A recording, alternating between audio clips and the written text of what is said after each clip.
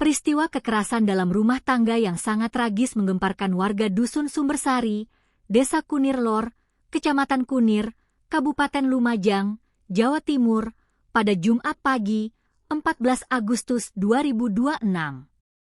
Seorang wanita muda berinisial AA nekat melukai alat vital suaminya sendiri berinisial F menggunakan sebilah celurit.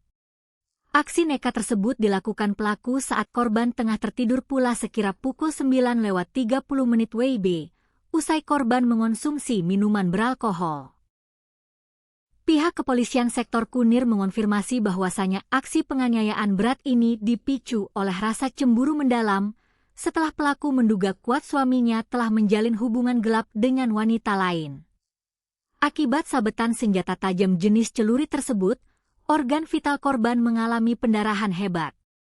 Warga setempat yang mengetahui insiden memilukan itu langsung melarikan korban ke puskesmas sebelum akhirnya dirujuk ke RSUD Dr. Haryoto Lumajang guna mengantisipasi risiko fatal akibat kehabisan darah.